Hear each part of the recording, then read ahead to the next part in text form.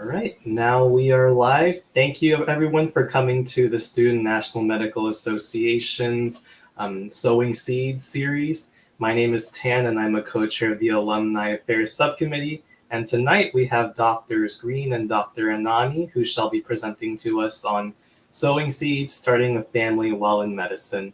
So yes, thank you so much you two for joining, and we can start off with introductions just to get to know you, and then we'd be glad to share any questions you have and then give a chance for the audience to ask any questions they have as well. So yes, we can get started with, I'll start with Dr. Green. Feel free to share your name, pronouns, the hospital you work at, your specialty, and even a fun fact about yourself. Okay, I can see that my camera is a little bit on a delay. Can you guys hear me all right? Yes. Okay, so I'm Lisa Green. I'm a reproductive endocrinologist, which is a subspecialty of OBGYN. My pronouns are she, her.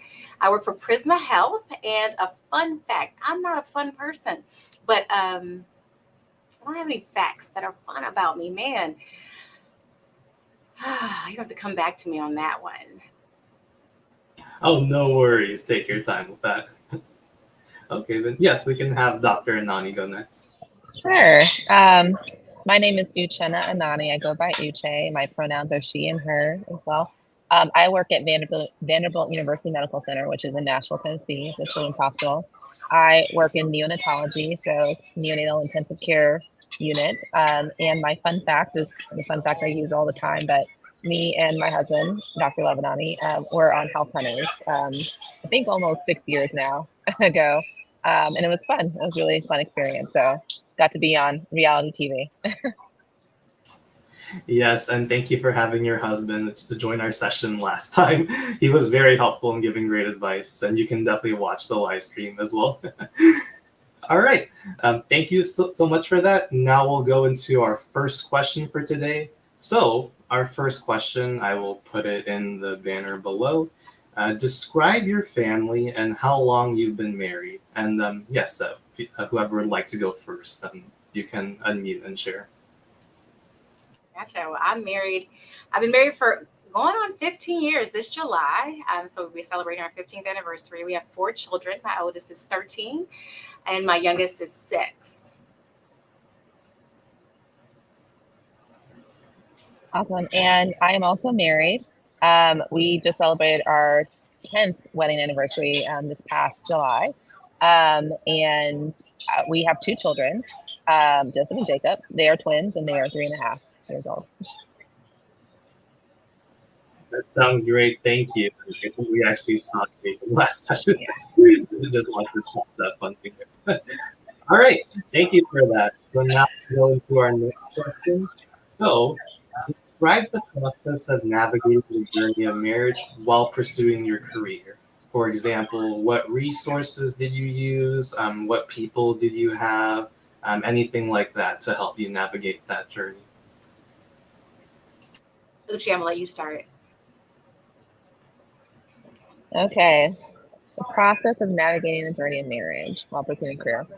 So, I guess I can kind of just start from the beginning. Like, me and my husband, we met in medical school. So we kind of both came in, obviously, with the goal of completing medical school and going into our training. And so we kind of both understood each other's kind of journey in terms of navigating that. When it came to the process of marriage, making the decision to get married and then getting married, one of the things that we did do was enlist in sponsors or mentors within our community who we could rely on and kind of get advice on what we should be doing to prepare. So making sure that we were in alignment about what our family goals would be, future family goals, how we wanted to settle finances, things like that. And then as part of I grew up in the Episcopal Church. And so we also did some premarital counseling as part of that process as well. So those were probably the kind of things that we did to prepare us for marriage, kind of preparing as we got married and then kind of the first few months afterwards as well.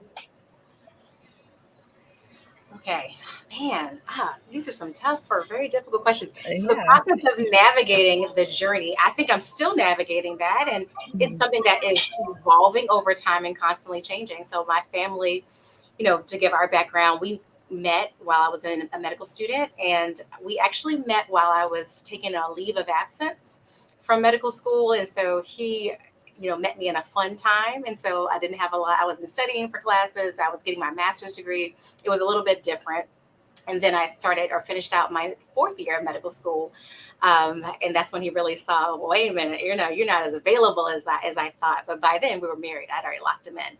So we had a little bit of untraditional kind of process. Now, who do we use as resources? It was family, our pastor, we're both Christian. Really, our family, like his parents have been married for over 30 years. And so we asked them a lot of questions. And we've just been growing together. I think that has been our theme in our kind of process, through a lot of the challenges that we stumbled upon. And intern year as a resident was very difficult for us, and I had my first child during my intern year. And so there was this new time constraint, but there was this new human we were just navigating, being parents but also being newly married. It was a lot to take in, and we just kind of worked through that slowly and together. Yeah, I just want to add to that. I agree. I think there's some fundamental things that you want to know before you get married. I think in any marriage, even whether it's within medicine or not, but like understanding how you want to navigate your finances as a married couple, how you want to what you envision like your family looking like. Do you want children or not? Um, kind of core kind of principles like that. Religion, like how do you want to like what religious practice do you want to engage in as a family? Um, so I think those questions and those things should be definitely hashed out and obviously like this, discussed even before the proposal and marriage part. But I think kind of the preparing for marriage while in medicine is like a continual process because like depending on when you get married, if it's in medical school or in residency or beyond, we got married, proposed end of medical school, got married first year residency. Even though we were in residency together, we had different schedules, and so we had to really figure out like how do we navigate making sure that we had like intimate time and time for ourselves, for each other, and then individually, but then also could still be committed to working our kind of rigorous hours of residency life, me in pediatrics, him in emergency medicine. And so I always say this, it sounds a little cliche, but it's very true, is communication is very key. Like you have to be very open and being willing to hash out some of the difficult conversations sometimes, even though it may feel maybe your inclination to like kind of retreat or not necessarily talk because you don't want to upset. But like it's very, very important that if you're feeling something or you feel like you need something out of a relationship, that you're talking about it, and early in a supportive way. So I do want to kind of mention that I agree with Lisa that it's growth. You're continually growing, just like parenting, which I'm sure we'll talk about that in a minute. But continually growing and communication is very key. Absolutely. Open and honest communication. And that comes with time. And you don't realize what you don't really share or the things that you're afraid to share early on in relationships. And so that is a really great point. Yes, thank you so much for that. I agree with both of you. Just tying back to our previous session, actually, we did talk about the importance of communication when just trying to manage relationships in medicine. And that definitely does carry into your romantic aspect of life where you are with your partner and also making sure that as a married couple with a family, you are honest, straightforward, and also sincere with what you say. So I'm very proud of both of you saying that again because that was a core component of last session's um, topic. All right, thank you for that. Let's actually bounce around with the questions. So the next question I have is, what does an average day in your life look like as a physician with a family? So this is a very fun and broad question. You can describe your weekdays, even weekends, just anytime. Well, so I have a unique practice for OBGYN. I'm a specialist and I'm mostly outpatient in what I do. And so I work where my hours of work are typically, you see me in my office now, but are 8 to 4. are my hours. I'm usually, if I'm going straight home, if I have no meetings or nothing that I'm doing extracurricular, I'm home by 5. I am on call once every fourth to fifth weekend, is what I do. And I'm usually on call for just a couple hours on a Saturday or a couple hours on a Saturday and a Sunday.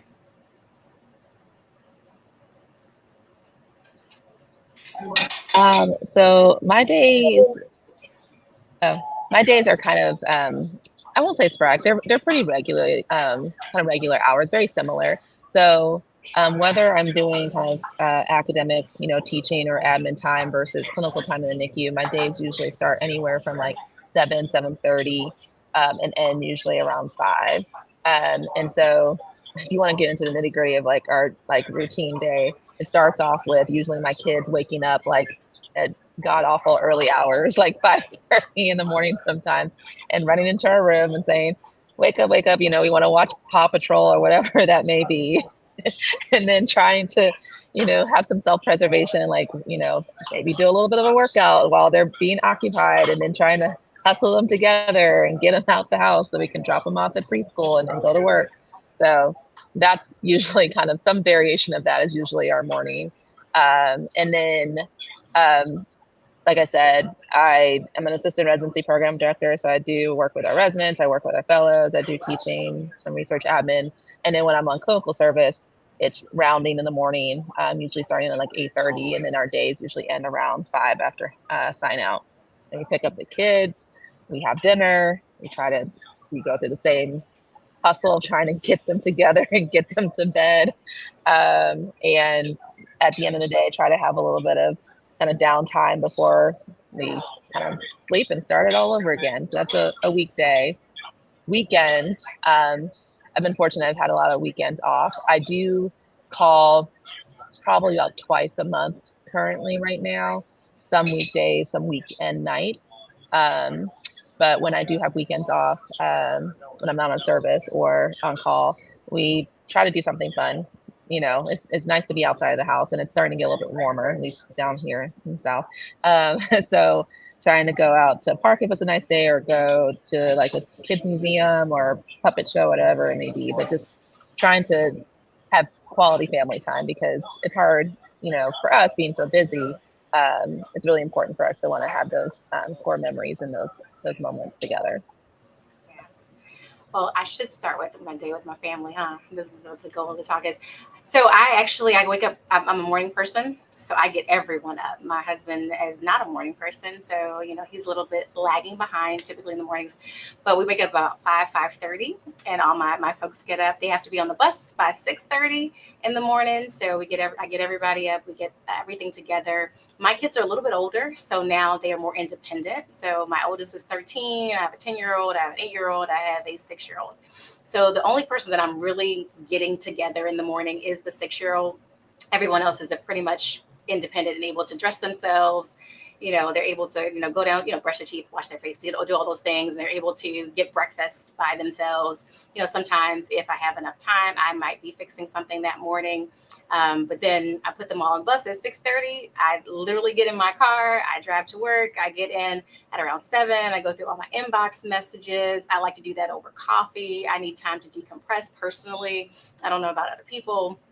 Go through all my things. I go through some of my patient notes that I'm going to do for the day. My day doesn't start until 8 a.m. I work from 8 till 11 for patient care. I get a break from 11:30 till 1. I resume patient care duties from 1 to 4. And I finish out my notes. I close everything out. I respond to my messages. And then I get in my car and I'm home if I'm going straight home that day, typically. And so the kids are already there. They get off the bus at around 3. And my oldest gets off the bus at around 4. So she's a little bit later. And so I'm usually either seeing her or I'm a little bit behind her coming in. My husband has already started dinner. He works from home. So he usually is the person that's making dinner for us as a family. That's his his role, what he does.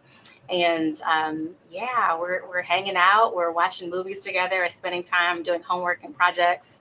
Because I have 4 kids, there's always something going on. They always have some activity. We have sports, piano, we have something, but he usually, because he works from home, he's the person transporting most of the folks to their day-to-day and their extracurricular activities. And, bedtime for us, it ranges. It used to be a very strict time when they were younger, but now it's honestly, I have to give grace there, like 8:30 to 9, somewhere in there, they're finally getting into bed, and going to sleep. And, the day just starts over the next day. Now on the weekends, because I do have a lot of weekends where I'm free, we do have a lot of other activities that they do. So we're proud of a Jack and Joe program, and we always have, it feels like every weekend, some activity that we're going to for one of their grade groups. And I have different friend groups that I'm a part of, and so we'll have day dates, we'll have play activities, we'll go to museums, we'll do small things. They take piano lessons, and so sometimes they have a piano performance or recital. So we have different things that we'll be doing over the weekends, and it's important to me that we spend time as a family on the weekend. And so every Saturday morning, routine wise, I love making breakfast for everyone, and so that's my thing on Saturday mornings. And on Sunday, we're spending time together, fellowshipping, worshiping. We're, again, more of a chill day on that Sunday, and, essentially setting them up for the following week. So making sure all assignments are due, especially my oldest, all those things that, kind of need to happen. Yes, thank you for that. I actually had a follow-up after hearing both of you share, especially just making time with your family outside and just making those core memories, like you said, Dr. Nani. Personally asking, what is a time where you took your family on vacation and it was probably the best time you've had with your family? The best time. Oh man. Or just any, if there's a lot. I know there's a lot of best times. Good times. Oh man, the best time. I don't know what the kids would say, but my favorite family vacation that we've ever had, it's hard being a medical student and being a resident, always feeling like you're financially behind. And so when I got my first big girl job, I got my attending position. One of the first things I did that first summer was I took everybody to Disney World. We went to Disney World. We were we were in Florida for a week, and it was a blast. It was, no financial pressures. We were doing all these things. We did all the character things and all the little bells and whistles that you can do at Disney World. And it was amazing. Like, my kids, I think they think that is like the biggest, like, all out vacation that we have ever had. Like, I don't think I've ever spent that much money on a vacation since, but it was just time to be together. Like, even if we weren't at the park, right? We're at a pool, or we're just watching Disney movies on like the free television channels. But we did Disney first, and then we went to Universal Studios, which was amazing. And so we had this really great kind of day-to-day kid-like experience that they really enjoyed because they're older. And just time. It felt like I didn't check my EMR, so I wasn't on Epic. I wasn't doing messages. We were just, which is hard for me because I'm always checking those things, but it was so much downtime and fun, and it was so intentional in that. And so that is often very difficult. Sometimes there's some guilt about pulling away from our professions and from our jobs. And that was like my pact during that week. It was like, nope, you have full mommy attention. This is all we're doing. I'm not closing any notes. It'll be there when we get back. I'm not doing anything during that time frame. And so I think that was my favorite family vacation. So I'm going to say something that's probably a little controversial, but I actually think it's very hard to have family vacations with like toddlers and under, just because it's a whole ordeal. It's like you have to fully be attentive to them and entertain them at all times, because the second they're not entertained, at least for my kids, sometimes they lose their mind. They will literally lose their mind on the plane sometimes. So it is actually a lot of work. That being said, we travel like all the time to Houston. That's where Love's family, my husband's family, is located. And we probably travel at minimum twice a year. And so now anytime that we say, oh, we're traveling to see their Auntie Grace or their cousin, they're like, oh, we're going to Houston, and they get super excited. They can't wait to like play at the house. They can't wait to like go, to church there. We one time took them to like the aquarium. We don't have an aquarium in Nashville, unfortunately. So we took them to the aquarium in Houston, and they loved it, like pointing out all the fishes. They were kind of scared of the sharks, but overall it was very fun just to kind of see them like be very inquisitive and like engage and experience the world. And I think it's just, I agree. It's one of those things where like you can also I've also had to be very intentional about letting go of like, oh, I could be doing work, I could be catching up on this, because I think that kind of supports like a scarcity mindset of like, I don't have enough time, I need to do it right now. I said, no, you control that timeline, right? So like, this is one life that we have to live in order to be able to be here with our families. We can still do our work and we can still be with our families, but we can be very intentional about, this is the time I'm dedicating like focused time with my family, and I'm not gonna interrupt that with like emails or whatever. Like I'm dedicating this time. And so I think if you have that mindset of like abundance, like you will feel that, like you'll feel lighter. You'll feel that like, oh yes, I can spend time with my family, I can do my work and still be very fulfilled.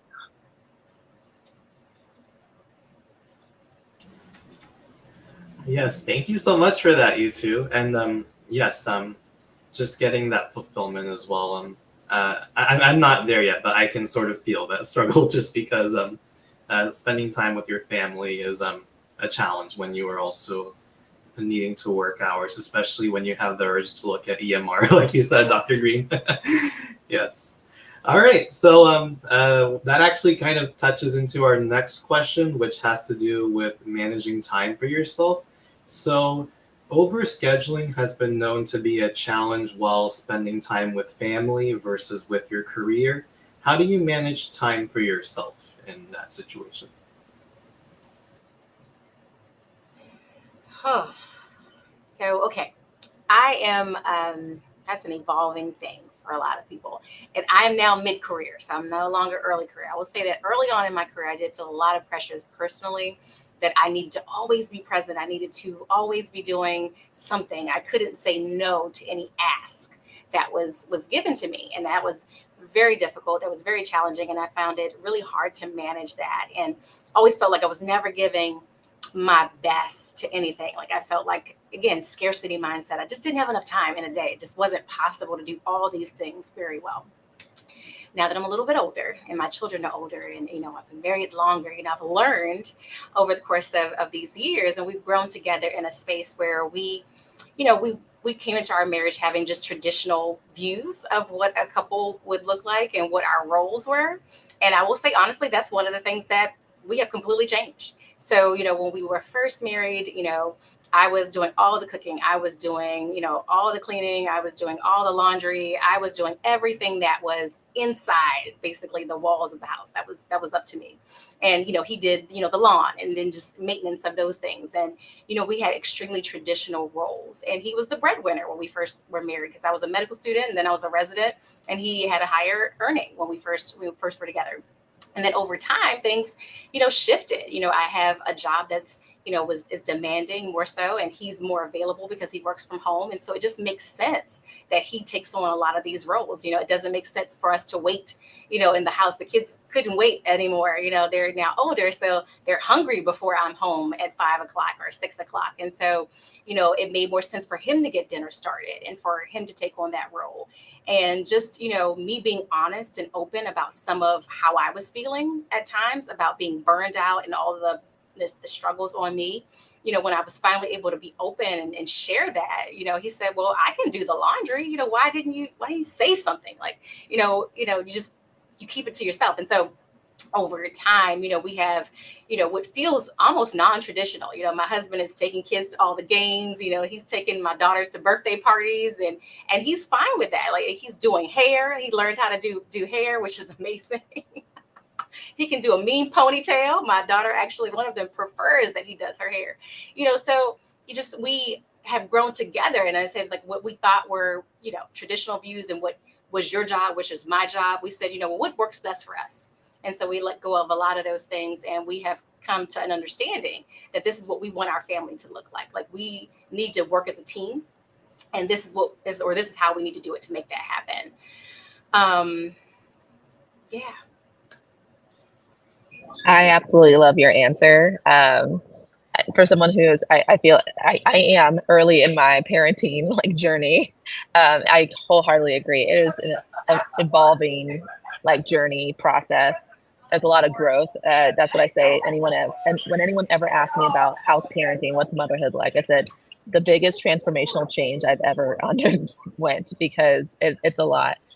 I will say in terms of like kind of managing like family duties, roles, things like that, um, we we are implementing like a practice now where we try to each week kind of set like this is our calendar, family calendar for the week, and this is what I have going on. This is what you have going on. Luckily, our kids are in like pre-K or really preschool, and so at like one of the hospital daycares, and so the hours are pretty great and work with my work hours. So usually it's just a matter of figuring out who's going to do drop off and who's going to do pickup for those days. Um, and things like that. Now, what I really appreciated was kind of like activities at home. So, like laundry and cooking and things like that. And one of the biggest stressors for me um, was really figuring out how to like do food prep and like meal prep for our family because my husband has a very busy job as well. I have a busy job, and it's hard because these kids they come home they want to go, they want the food right now, and then if you don't have it, they have meltdowns. So we actually enlisted a chef. Like we got someone who could help us with food prep once a week, and it was life changing. It literally took off all this like stress off both of our shoulders of like trying to figure this out. And now all we have to do is come home. We already have food that's prepped for the day, warm it up, boom, done, and we don't have to worry about taking away. I won't say taking away time, but also putting in more energy and time on food prep amidst all the other things that we have to do in a work week or even on the weekend sometimes. So that was really key. And I really do think that every family should really have that like conversation about here are some of the things that do as a family if you're feeling burnt out, because I agree. I also felt that very much so early on.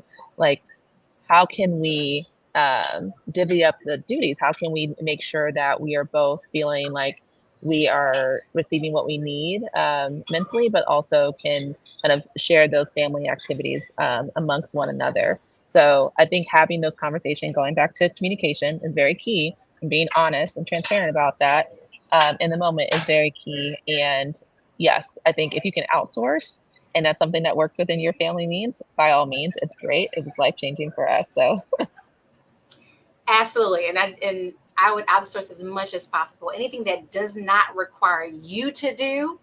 For example, I'm Instacart. I don't grocery shop anymore. That was something that would suck an hour out of my life. But now I'm just online. I'm picking out the items and I'm having it delivered to my home. Sometimes I can let go of the thought that my kids have to have something that is prepped by one of us. DoorDash is okay. Sometimes, like just I've changed and evolved in what my expectations are of myself as a mother over time. And then as a couple, we made a rule. Like we've actually probably broken it in a couple weeks, but Friday evenings are for us. So the kids have us every other day, but Friday evenings is pizza day. Every Friday we order pizza. And then my husband and I, the kids are in the basement. They're doing whatever they do. They are watching whatever they want to watch. And that is our time to, if my daughter's old enough now to babysit. So oftentimes we'll go to a movie. We might go to dinner. We're going to do something that's just for ourselves now that I'm at that stage.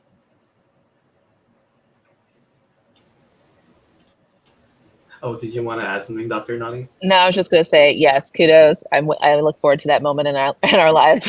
But in the meantime, we do enlist in babysitters. I think Dr. Green brings up a really great point of like being intentional to have like one-on-one time with your spouse amidst all the kind of busyness of raising a family and work.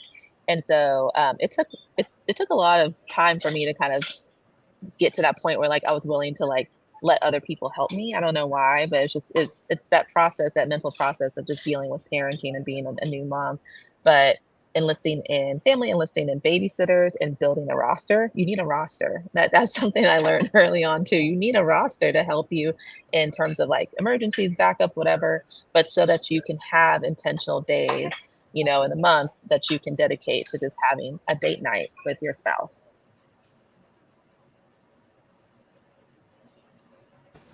Yes, thank you so much for that, you two. I'll keep in mind the Instacart and DoorDash. I haven't touched that in a while since COVID, just because I wasn't able to cook myself. But okay, thank you for that. Now, I'll go into another question. So this one tackles more of the financial aspect of when you are starting a family. So the question is, when you start having your first few children, many families usually start having to pay some financial obligations, or also like hiring a doula to take care of their child, seeing if any childcare can be paid for. So the next question, just to get straight into it, is what skills would you recommend to complete financial obligations together with your spouse, such as schooling, housing, childcare, and any other shared responsibilities? You want to go first? Or you want me to go? I'm still processing the question, so I might have you go first. I'll go first. I'll just dive right in. So, that was something that I didn't really understand. My parents were horrible at managing their finances. They were horrible, and so I didn't have a good foundation, coming into medicine about what that should look like. One of the things that we did as a couple that we did later on, we tried to figure it out ourselves while I was a resident, while I was a fellow, but a financial planner. So one of the first things that I did when I became an attending was I hired a financial planner. And so we sat down to say, well, what really are our expenses? And what should we do? And so how should we, set money aside for our kids? And, that's when I found out what a 529 even was. And, how should I, invest in the stock market? What are some of the plans as we're planning for retirement? Having a will that's written and what should be stated in that, and thinking through some of the difficult decisions that I just didn't know what I needed until I had those conversations with someone else. And so that was, I think, very transformative for me and very foundational to say, okay, this is what we're going to do. We're going to purchase a home. This is our budget. We're not going to go above this. And our home is going to be X percentage of how much, we actually used my husband's salary because it was the lower of the two, like how much we're going to invest in that and what we're going to do there. I think that sometimes people mix finances. We kept things, or for us, we thought that it worked better to be separate. So we have a shared account. We have my account. He has his account. So there are things that we feel empowered to purchase that we don't need each other's permission, but large purchases still require, not permission per se, but definitely a conversation before we engage in any of those things. And so, we just are constantly open talking, but I would say the financial planner was the best thing that we did early on when I started. That was really helpful in kind of navigating something that I didn't really well understand. Yeah, no, I agree. We also invested in a financial planner once we transitioned out of residency, but kind of to the point of like specific skills, I think, or like attributes or things you should do. Like I think one, again, communication. You need to have a shared kind of like focus, consensus, vision of what you want your financial kind of plan to be. If there are necessary like skills or knowledge base that you need to ascertain, whether you decide to take that upon yourself versus you want to engage with a financial planner, that's what you need to do.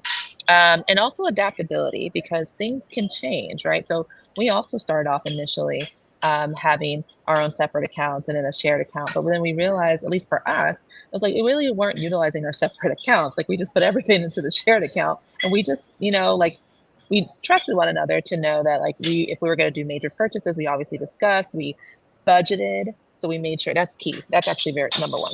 You need to have a budget. You need to know how much you're putting in and how much you're putting out. Period. Like get into that practice. And Love is better at that than I am, I'll be very honest. But he got us on a good budget that set us up for success. So that's key. But I do think having like a shared vision, focus, having the necessary education, skills, and resources to help you, and then having that adaptability, knowing that things may change over your relationship and time, so that you're not always so super hyper focused on one like trajectory that you can't pivot to kind of help for investment and investment down the road for your family, etc. Got it. Thank you, you two. Yes. And now we'll go into just some questions from the audience if they have any. And then if you'd also like to, if there are no questions in the meantime, you can also share any other pieces of advice you've had just on how to start a family and how to manage it. And so in the meantime, you can feel free to share any advice you have while questions come in through the comments section. Well, good pieces of advice, things that I've learned oftentimes the hard way.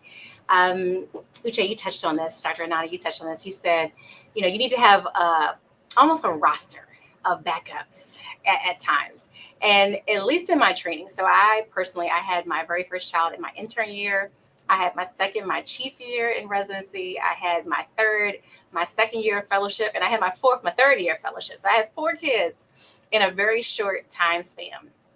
And when I was home closer to family during my residency, I just had a bigger roster. I had a lot of support. So my mom, if my daughter was sick, my mom was the person that picked her up from daycare and then dropped her back off to us. And I had all this familial support around me. And then when we moved to Michigan, where I did my fellowship, it was just he and I. And so I think that was a large stressor because for the first time, I think I felt that true burden of having multiple kids because I had all these other people kind of softening that for me before that. And so, we had a lot of discussions, and that's when we really started to kind of piece together what we wanted our lives to look like and, what was doable. And when we started, shifting responsibilities for folks based on what could be done and what needed to be done. And so I would definitely say having a support system, and it doesn't have to be familial, but know who your go-to people are going to be. And that could be faith-based, that could be friends, but you can't do it alone. So, the two of you are going to need some help sometimes. And it's great to be able to count on a neighbor. Like I've had to have my neighbor take my kids off of the bus because, something happened and I couldn't come home in time. And, knowing who to call and what to do in these scenarios always brought me a little bit of peace when things did come up.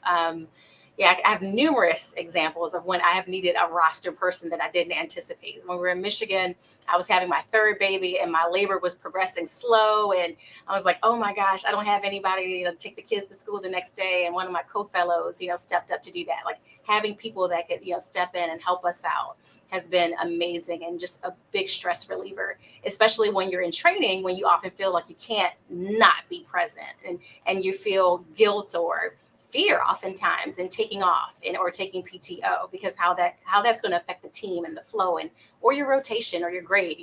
There are these vulnerable moments that we have when we're parents, but also trainees. I think you bring up a good point about, and I know there's a question in the comment, we'll get to that. But I think you bring up a good point, the latter part of being fearful of like taking PTO and how much time can you take off to have a child while in training? And that is the number one question. And there are a lot of governing bodies now. I'll say I work in pediatrics, so I'm speaking specifically from a pediatric standpoint, but there are governing bodies now that advocate that all programs, at least within pediatrics, have a required parental leave. We'll say parental leave. And so that should be a minimum of, oh my gosh, I'm blanking. It's either 4 to 6 weeks, somewhere in that range, 4 to 6 weeks. Or no, it might be a little bit less, maybe 3 to 4 weeks. But that being said, it is required now that like programs give you that time off specifically for parental leave. And so it's at least great to at least know that that's a required, because back in the day it wasn't required. And so people were having to put together, I remember even in fellowship, which is not too long ago, like 5-6 years ago when I finished, I had my colleagues, had one colleague friend, she had a singleton at the end of her first year and then had twins at the end of third year of fellowship. And so had to literally be very creative with aligning her vacation and things and her research time in order for her to like have enough leave to be able to take care of her kids. And like that shouldn't be the stressor that you're dealing with. So I would implore everyone, everyone always asks like, when's the right time to have a child? And that's something that you and your partner decide, right? You decide that for yourself, because I can't tell you that there's a right time to have a child. It's just what works for you in that moment. But that being said, it's important to really understand your institutional policies, your work policies, whether you're in training or not. Like what does your leave look like? What are your options so you are prepared? And that also kind of leads into like building your roster of like, okay, so I know I have this X amount of time. What additional resources am I going to need to help with childcare, et cetera, when I do make the transition back to work? or if I want to take extended time, like how much FMLA do I want to, things like that. So I think it's important to be prepared, or at least have some idea or understanding of how much time you can take off and what resources you have to support that leave and that transition back into work. So I'll leave it at that, but I'm happy to talk more about that. Yes. Sorry, you wanted to add something?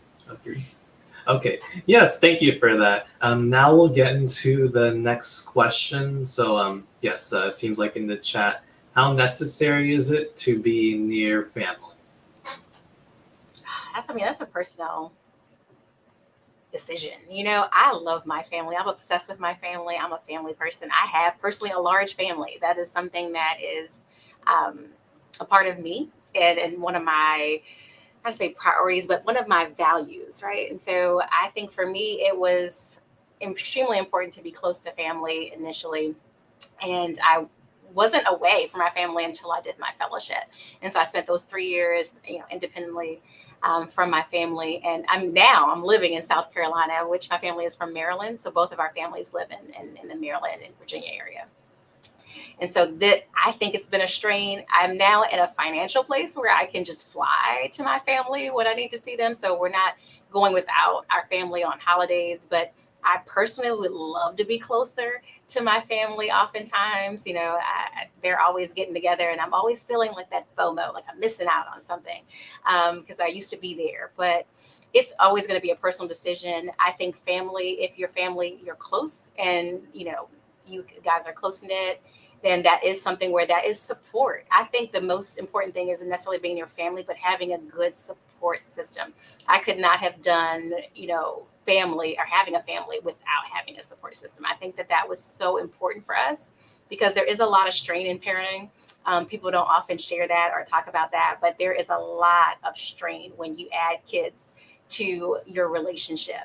And having that support system definitely softened that for us as a couple.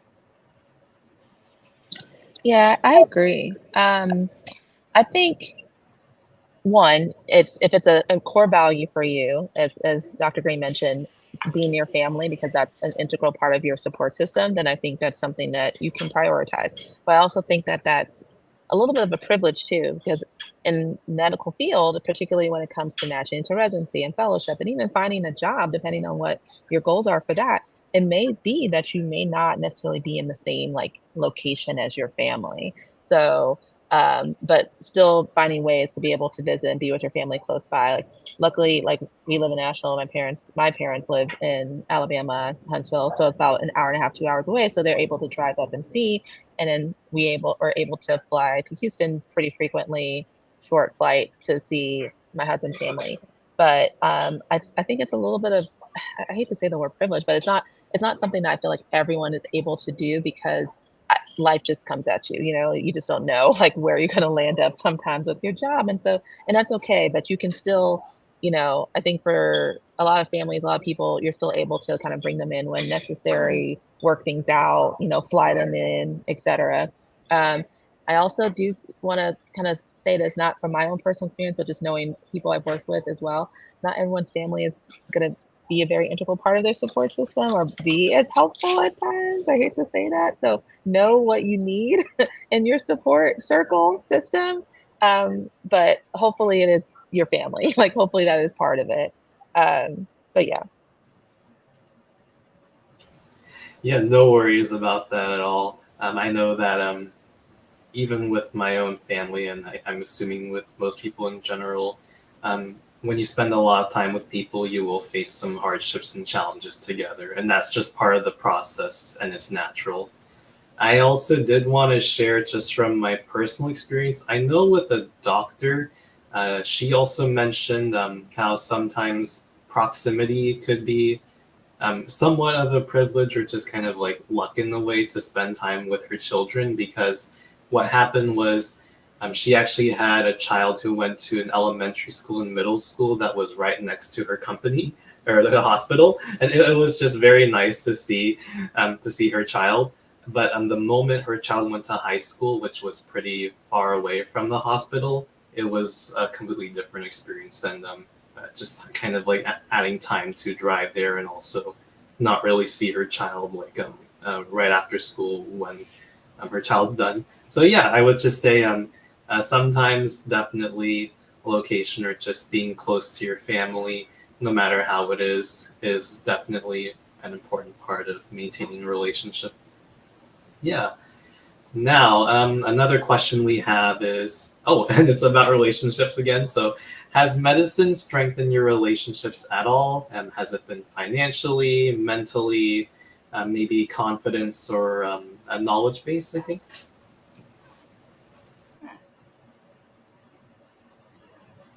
Has medicine strengthened my relationships? Um, I would say yes. I mean, in order to kind of work in the fields that we're doing, I feel like there's a lot of perseverance and resilience that you have, that you exude, that you exhibit, and you kind of carry forth those kind of skills and attributes into your relationship. Um, my husband jokes that one of my like key traits, I guess, is my focus, my vision on things, and if I want it, I'll get it because I'm just so focused and committed to it. And so I feel like that translates into our relationship. Like I'm committed, I'm here, we're gonna get this done. So for sure. So from a confidence standpoint, yes. Um, knowledge and financially, combined income, yes. I just straight up yes. Like there's not much that more than I can say to that. Like I'm very thankful that we have a dual income. Um, knowledge base and mentally.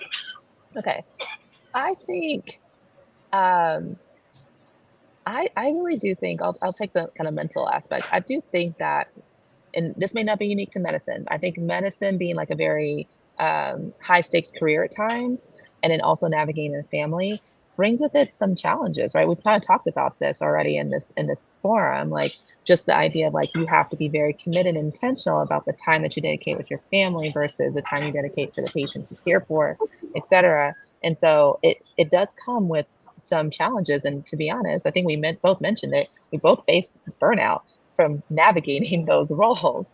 So it definitely has been hard at times, but through commitment to one another, commitment to caring for your family, commitment to moving through those hard times, you're able to communicate and you're able to really find resolve in how you can navigate that and reduce or eliminate really burnout and really fill your cup more with those wonderful moments spending with your family, but also doing what serves you as well in your career. So yeah. I love, Dr. Nani, that you said resiliency. And I think that's what medicine has lent itself to my relationship. It was a large stressor, being without your spouse and navigating being a parent with your spouse, having working 80 hours a week. That's a major relationship stressor. Or at least it was for us. And so it pushed us, I think, faster, farther than we would have maybe naturally got to our current position, because I mean, it came to a head at some point where, I was overwhelmed, I was, overburdened, and, we finally got to this point where I'm just sharing, I need some help here, and this is how we're going to have to move forward. It's like, I can't do this. And so I think that we are so much stronger for now being in a place in which we truly are open and honest. And, we were friends before, but we really are best friends now. Like, that is someone that I can say I have been through everything with, and I have shared everything. And we're now on the other side of that 15 years later. Financially, yeah, it's absolutely great financially having two incomes, and medicine is great for that. So that's true. Mentally, I will say, a lot of the training that you go through, we talk about again resiliency and organizational skills. You'd be surprised how that translates to your day to day life. People often, when I say I have 4 kids, that first response is one of shock. It's like, oh my God, you have 4 kids. And I'm like, man, these 4 kids are nothing. Managing a busy labor and delivery used to, really challenge me. Like, this is not as bad as it may seem. You learn to like keep all your balls in the air. You learn to juggle things, but you also learn through that process to give yourself a sense of grace that, at least for me, I didn't have before. There was perfect. There was the right way. There was what we were supposed to do because that's what everyone else is doing. And, it has now morphed or evolved into, well, that's how we're doing it. And this is what works for us. And you know what? All my kids are healthy right now. They're all fed. It may be pizza today, and you know what? Maybe we had pizza 2 days in a row. You know what? It's okay. And I have, found this place of just acceptance of some of the things that I just really was really hard on myself with before. And so I think that I've definitely mentally, benefited from my training in medicine. Confidence, as Dr. Adani said, you are more confident. You exude oftentimes confidence. Physicians are often seen as leaders, and you're leading a team, and you're leading a team in a very stressful situation oftentimes. And so you've learned, or you've been taught, that I can't show emotion right now. We're going to keep that internal. I'm panicking right now, but I'm calm. We're going to lead this team through what is a very difficult time. And then when I'm all by myself or with a friend and a colleague, we're going to debrief that, how I really feel. But you exude this confidence oftentimes, and that's a part of your training oftentimes. Has medicine increased my knowledge base? I don't know. I think maybe not. Well, definitely medically, yes. My knowledge base is stronger after my training. I do think that relating to difficult patients or learning conflict avoidance is one of the things that I have learned to apply to my relationship that has served us well. So de-escalating situations. I didn't notice that was what I had, I was learning, but applying the de-escalation. So, initially early on, I would dig my heels in, and I had this point, I had this opinion, this was right, and you're wrong. Over years, it has now kind of evolved to, I see your point. I can now understand where you're coming from. And I think my level of understanding of that, my partner has grown. And I don't know where that changed. And I don't know if it truly was my medical training, but a lot of things that I do with my patients when they're going through difficult times, how I'm sharing bad news. We do a lot of evaluation. I'm also associate program director for our OBGYN residency.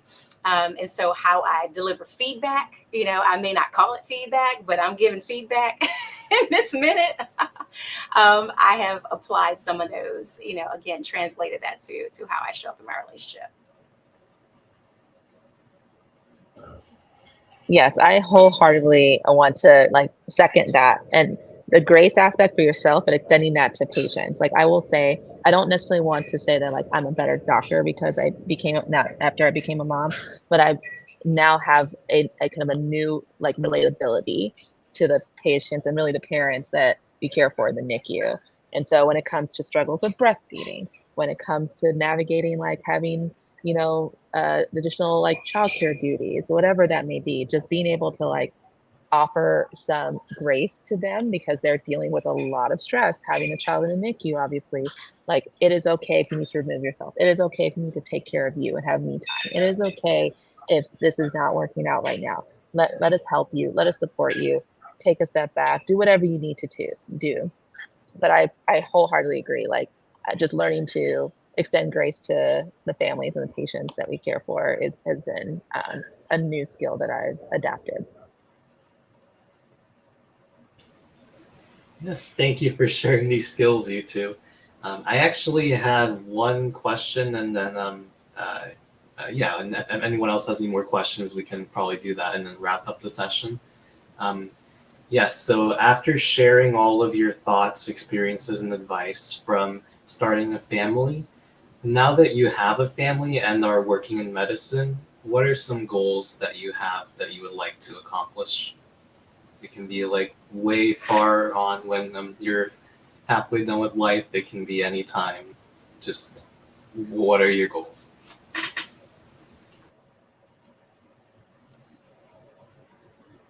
Okay.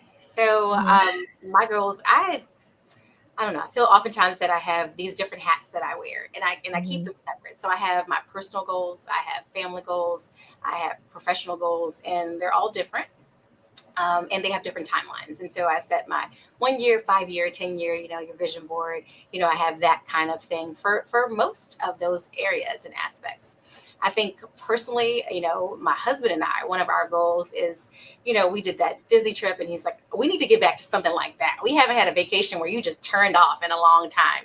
And so actually we planned a we're going for 12 days on a cruise. We're going internationally. And so that is, unplugging me, and it'll be in 2025 is when the cruise is going to be, and we set that aside and we made that specific and we made that commitment. And so that's one personal goal that he and I are going to share.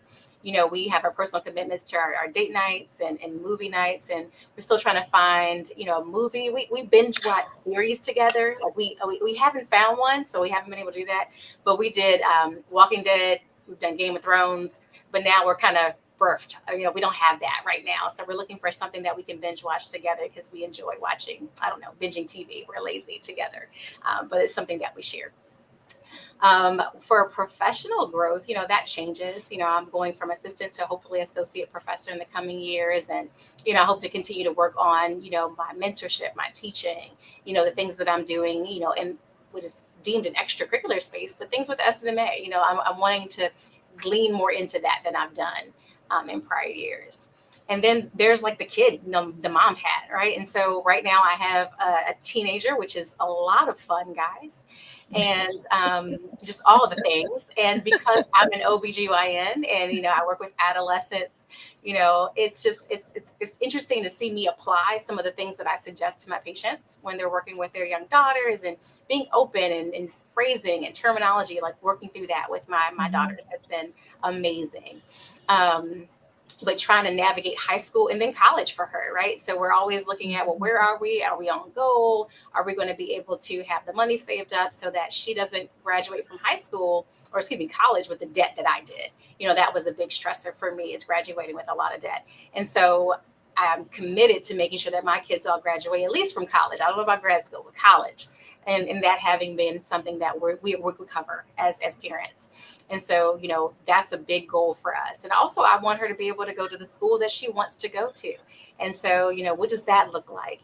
How do you, get her SAT prep? How do you do those things? And so I have my own, mom goals that I'm working on in the coming years with my kids. And they all have their own individual things and milestones that they're meeting. And so it's just all separate, but very important parts. Just a quick throw in there. I want to mention that SAT is now optional if that's a specific goal you had. Oh, SAT is optional? That's what that is? Yes. So ever since COVID, it has become optional because some people have found that SAT is like an income barrier. There's a whole political issue on that. But I just want to toss that in as a small thing that has been changing. Times are changing. That's helpful for me to know. I have to go back and do some of that research, but I think we have a little bit of time, so hopefully we're okay. But I wholeheartedly agree about kind of having different buckets for your goals, and also thinking kind of like short term versus long term. I think on the shorter term, just being more intentional of like having family time, having family vacation, with the goal of just having fun, just releasing, and just being in the moment.